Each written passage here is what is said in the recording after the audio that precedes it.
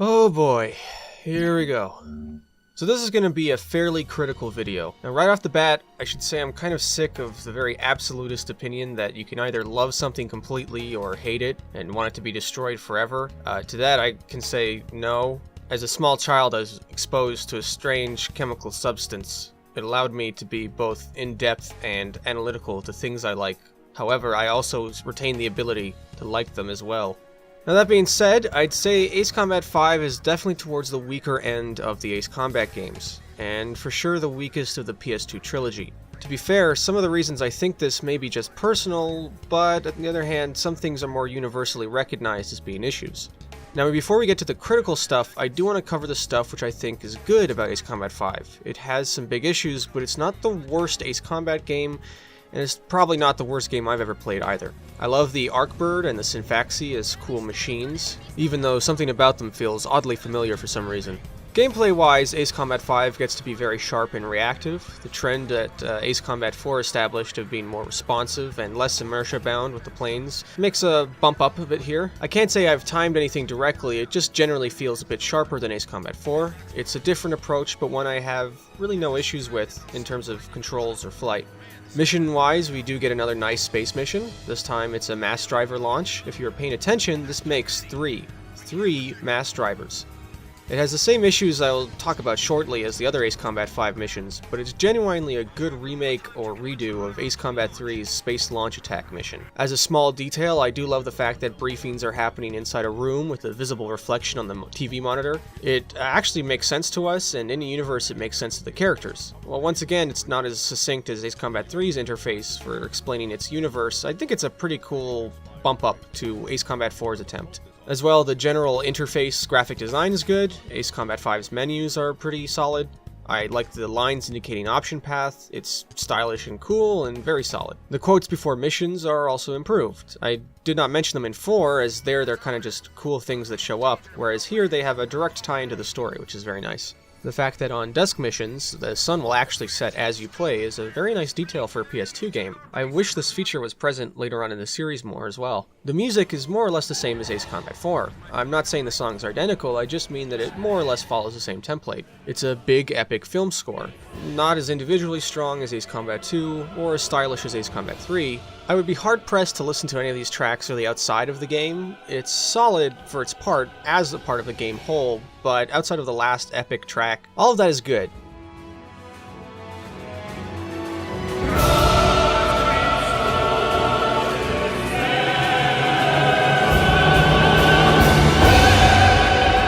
Now we are going to have to slowly go down the things I think are weak. Starting with the elements only slightly flawed perhaps, and getting the bits that I think are actually pretty bad. So I mentioned last time that Ace Combat 4 cleverly avoided the obvious contemporary US versus Russia story. Now you could imagine it was that if you wanted it to, but it was not absolutely that as a setting or conflict. In fact, not one of the previous games outright had that. The most obvious option really for a jet game. Air Combat and Ace Combat 2 are both terrorist coup d'etats, and Ace Combat 3 is a big morally gray. In Ace Combat 5, not USSR and not USA beat not Germany, Prussia about 15 years ago, and now they're going to trick both of them into World War III. Is that bad? No, I actually do like it. It's pretty fun. In general, the setting being still sprinkled with a good amount of that sweet space spice and strange real coolness. While it's a bit of an obvious choice, I would still put the world and setting of Ace Combat 5 very much closer to the good end of the pieces of this game. It's an obvious choice for conflict maybe, but they did a good job putting a twist on it, and I do find it fun when the spy stuff starts going towards the end of the campaign. Almost. See, the issue is that may as well be a general setup, but the execution is the problem.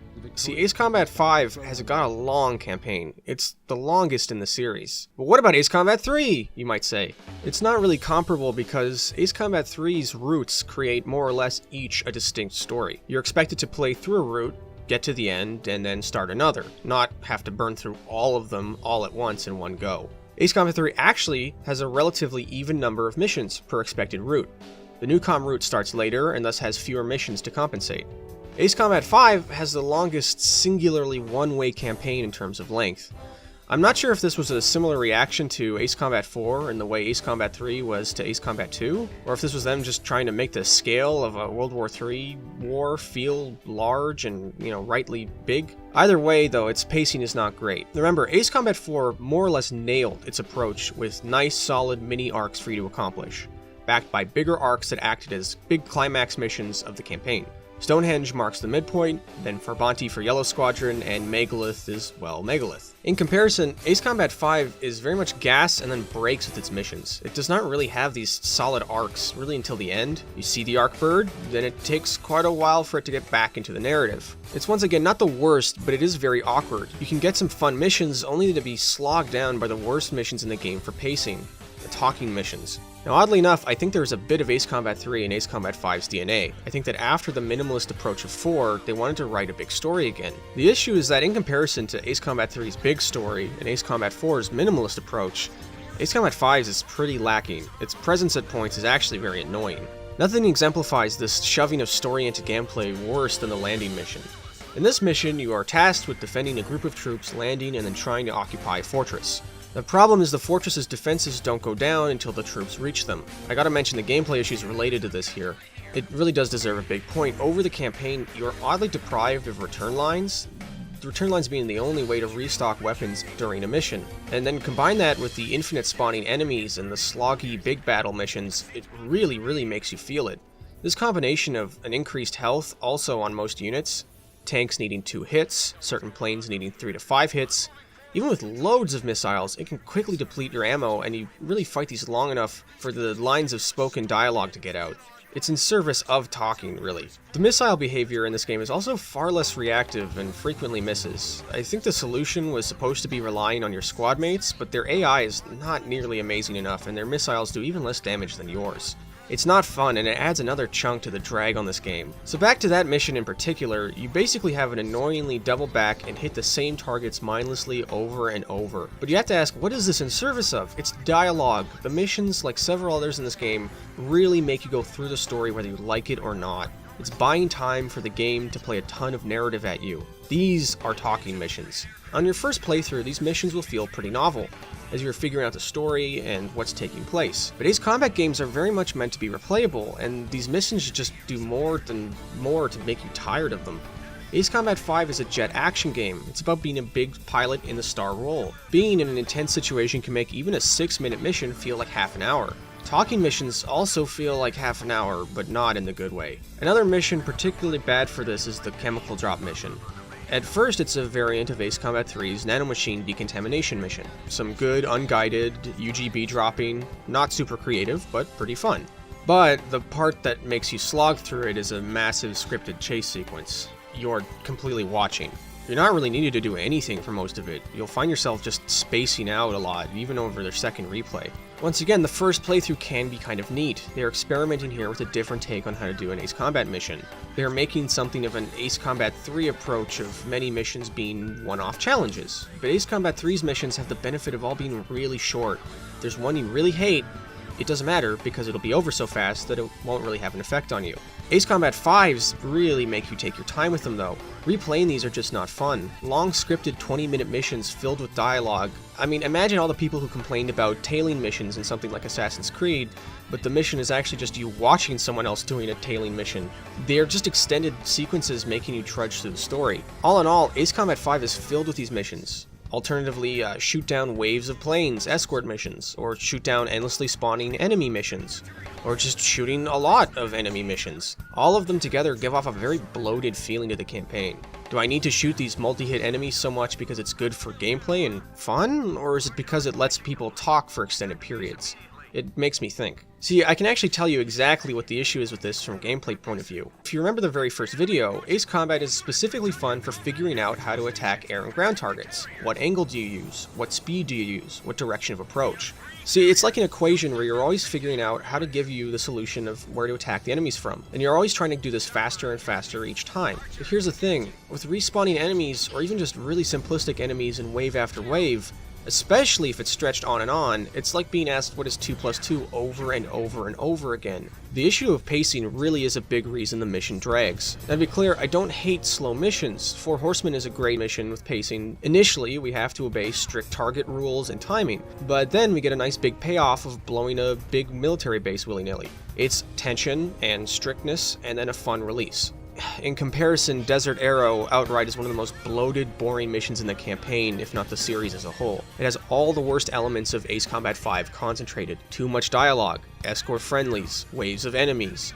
Then when that is all done, 2 massive bases whose targets increase after you destroy the initial group, popping up another group. Oh, and also, you have to take out 3 big tough planes at the end, and they can all soak up quite a lot of damage. Desert Lightning, though not quite as bad, is also bad for more or less the same reasons. The grind and bloatiness here even extends to unlocking aircraft. Instead of Ace Combat 4's perfectly good purchase system, Ace Combat 5 will unlock some planes automatically, others you'll need to grind to unlock. Of course, you'll then need to grind to get the cash to buy them as well. This is all made worse for gameplay. Only variants have different loadouts, so instead of buying and picking the weapons you like in the previous game, you now need to grind to unlock, then grind to buy, and if you want all 4 of your planes to have all the same loadout, grind to buy 3 more times. That's why I recommend on replay only doing single missions, which then kind of lacks the campaign fun, or spacing out your replays, so that at least you can have a breather and maybe forget some of those bits.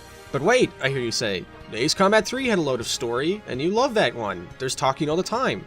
Yeah, but Ace Combat 3's story was, get this, completely optional. You could skip past all of the intermission dialogue. As for the missions themselves, once again, they were short. You don't get this 10 to 20 minutes of talking-focused levels. I like a lot of well-written story, but I also like players being able to take it or leave it. As a forced checklist, it's just a slog. You hear, I can't really dance around it anymore. I need to deal with the story and its characters.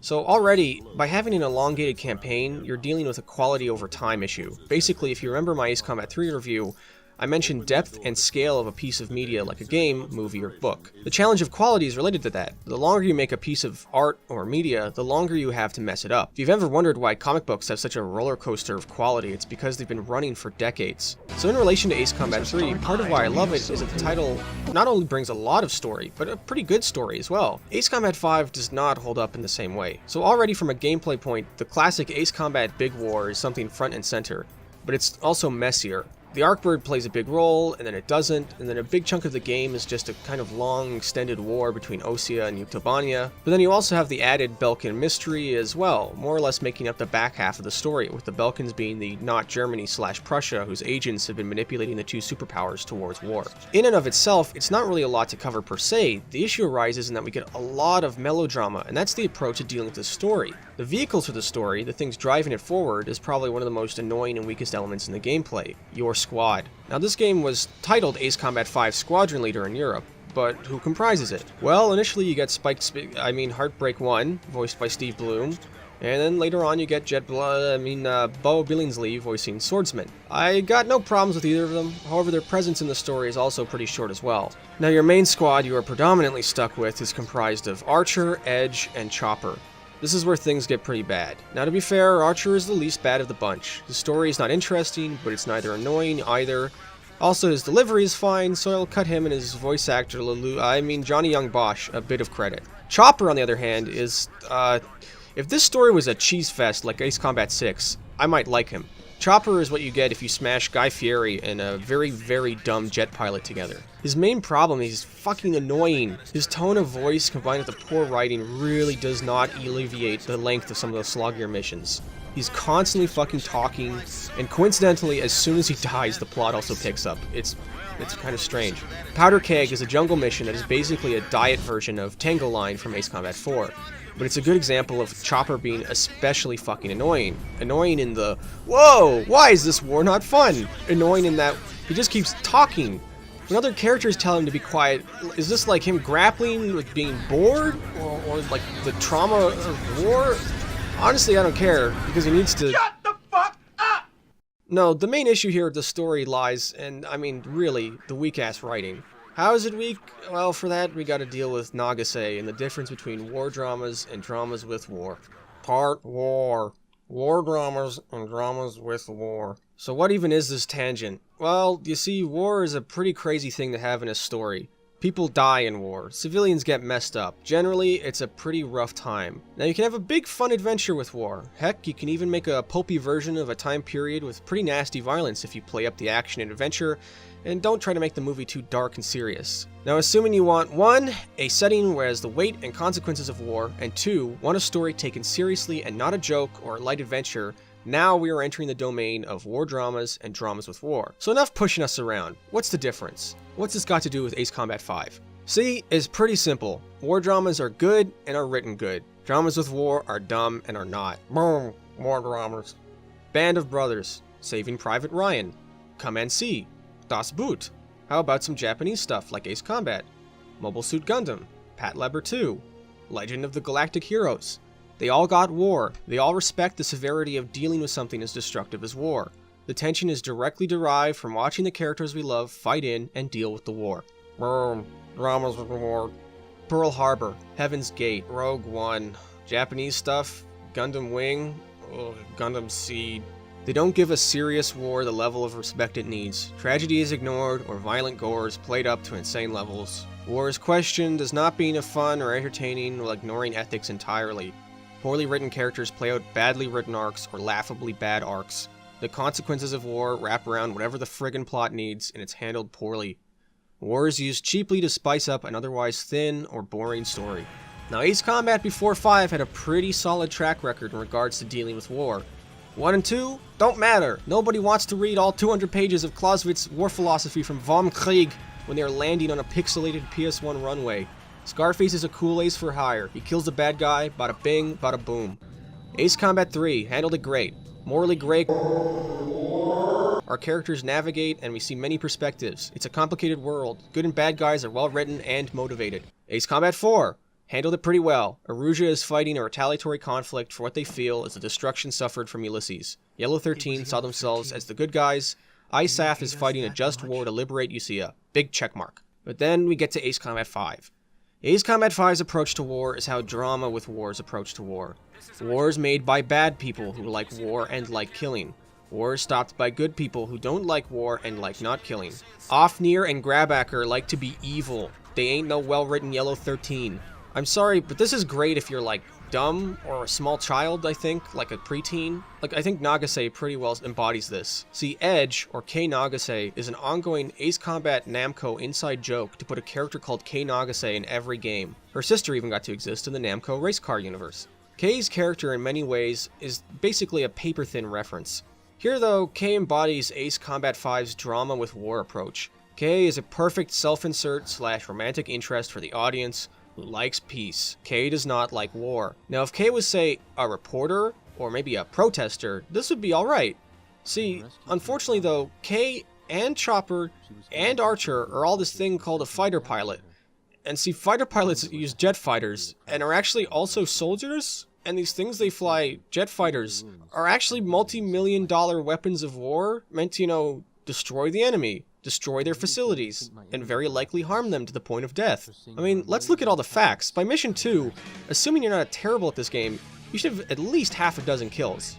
I mean, maybe all the men ejected and made it? Then again, ejecting into open ocean and enemy territory really is not great odds for survival. By Mission 4, not just you, but the entire squad is handily shot down, squad after squad of enemy fighters, and a bunch of enemy bombers. It's clear that even with old-ass planes, you and your squad are basically untouchably better at fighting and killing the enemy, no question. Now sure, you could be a peace-oriented pilot, but when the war is unjust, and all you do is complain, while simultaneously exceptionally destroying the enemy, I mean, you gotta be taking the piss. This all comes to a head with Razgriz. About 2/3 through the campaign, the transformation is complete. All through this game, the mythical fairy tale of Razgriz, a demon sent to destroy humans who make war against each other, and then is reborn, is mentioned. After discovering the Belkin plot, we in the Squadron Force are basically fake our destruction and are metaphorically reborn as the genocidal pacifists. Possibly one of the most obnoxious staples of drama with war, the genocidal pacifist is a character who whines and just complains about the destructive forces of war, all while being in essence a god of death who constantly kills dozens of other people and is protected by plot armor. Basically, one of the most hypocritical characters in fiction. Now why? Well, this is pretty simple. See, in Band of Brothers, the main cast is a bunch of fellas going to do their bit. Their training is hard and their fighting is harder. They lose friends and it's tough. Now, do they hate having to fight the war? Yeah, probably. But they have come to terms with it as a necessary responsibility they have to take on. Gundam is in even a shittier situation. The crew of the White Base are a bunch of schmucks. They're civilians and low-grade officers, repeatedly pressed into combat with minimal or no prior training. The tension of the drama directly comes from something Tamino likely wanted, one of the staples of the original Gundam. What if the modern youth of Japan, in 1979 mind you, were forced to face the consequences of war? The answer is simple. It fucking sucks. Amuro gets PTSD. Sure, they complain, but they're also fucking teenagers with no real training. If you know what they do, they don't casually kill hundreds of people with, no real consequences. They're in the shit, and they can either rise to the occasion or die. It's brutal, and I love it. Ace Combat 5 is neither those war dramas in quality or approach. Instead, it's these professionals whining about war as if they were teenagers. Worse yet, they're also fucking super killer ace pilots, so they never really face most of the consequences. So while Ace Combat 5 wants to say war is bad, peace is good, the Grey Men and the Belkin manipulators created a conspiracy but lost because love is stronger than hate and peace is better than war. When we play the game, what we actually see is the Belkins lost because War Dog and later Razgur's squadron, especially the player, was an unstoppable force of lethal destruction, able to kill fleets, air wings, and ground troops who never stood a chance. This is the problem of trying to fit a story about pacifism into the ultra-destructive jet power fantasy. Are you sure that the freeing the leaders of Yuktobania and Osea stopped the war? Because it seems like Razgriz, one, having almost 100 Sidewinders on his plane, and being part of a squadron of Grim Reapers was what really ended up doing it. I mean, the stadium mission really is basically this. You fight off an attack on a packed stadium of civilians. Chopper dies heroically, then angered by his death, the rest of the squad proceeds to fight and destroy not a small amount of enemies. The fact the enemies comment that your squad is now supercharged by Chopper's death, I mean, you can see what I'm saying, right? Pacifism at the end of a missile is not pacifism, it's lethal force. Just like the kind armed militaries regularly use. Razgriz did not achieve peace through pacifist resistance, they achieved it through violently blowing the fuck out of the bad guys. The issue here really is, if this was a necessary war / jet power fantasy, or a story about pacifist pilots who rebel against an unjust war, it would probably work much better. But in forcing the two opposite halves together, you get this awkward joining and the issues it causes. Hey, I got one last thing to say. Now, one thing that really stuck out to me was a gigantic sign of how hypocritically stupid Ace Combat 5 is the nukes and Razgriz. Razgriz is really fucking dumb. What? You don't like the cool black plane and emblems? No, actually. I think the emblem and the paint job is pretty sweet. But I think it's fucking stupid the concept of Razgriz.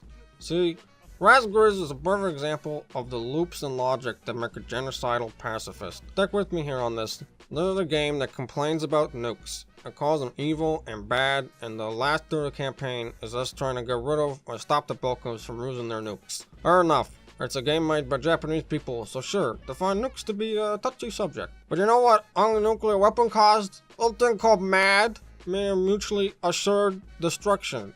People get really scared of this, because nuclear weapons kill everyone. But that's why you actually end up with getting peace. See, if no one can fight, because everyone would die, then you don't start wars. Now, I don't want to point any big fingers here, but I think this is a direct correlation between Strange Real having 6 big World War III modern wars in like 20 years, also having no nukes. Like, I think that's what lets us have a big war in this setting in the first place, right? No one has nukes, so committing a major conflict is fine, because no one can fall back on nukes and MAD. Now, what's this got to do with Razgriz? See, in story, Razgriz is presented as this great myth. A terrible demon, blah blah blah, reincarnation, stop the war. But if you think about it, you might notice something. Something your brain might notice.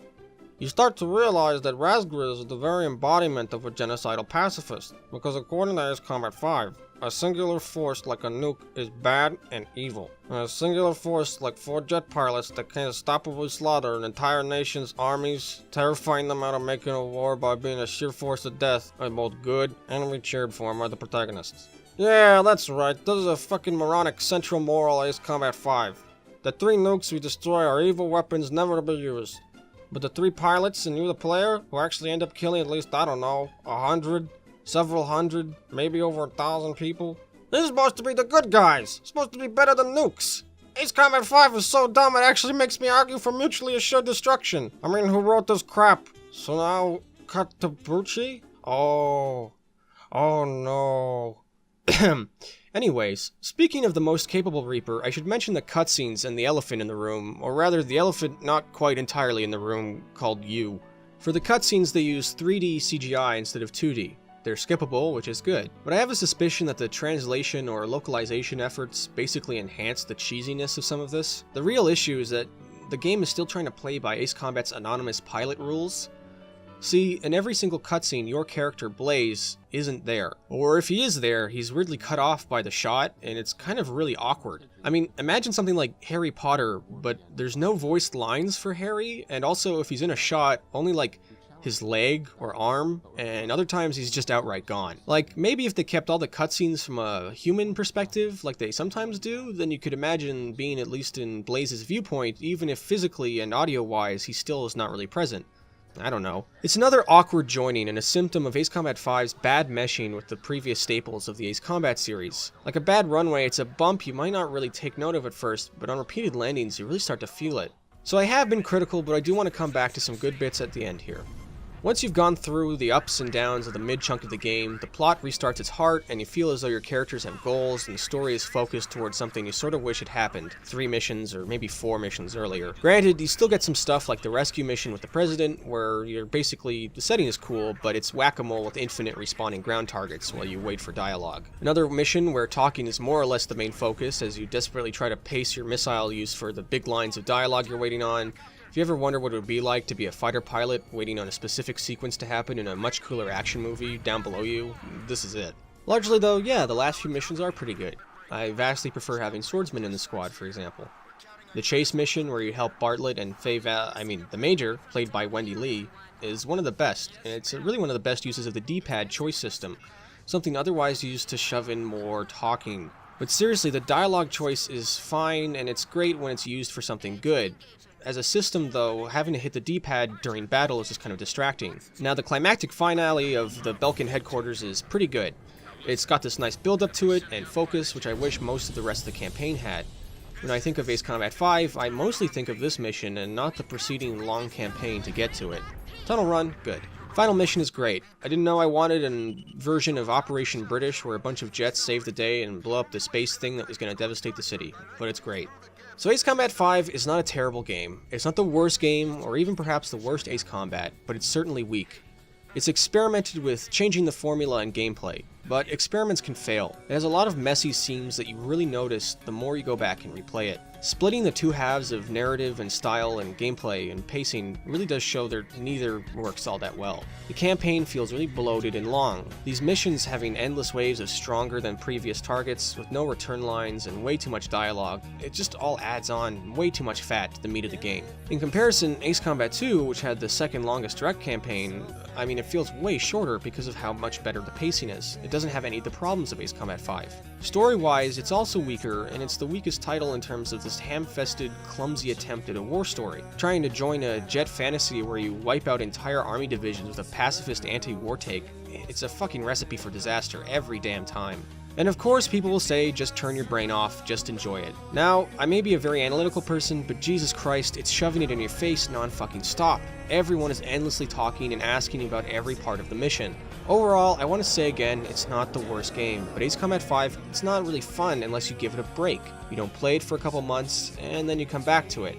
In neither story nor gameplay does it really do a hit on all sixes like 4 did before it, or what would come later. Speaking of which, now there is a good reason I am bringing up all of these issues, and going into depth. It's because a lot of these, in fact almost all of them, replayability, dealing with war, dealing with an anonymous missing main character, they're all handled much better in the next entry, the story about a buddy.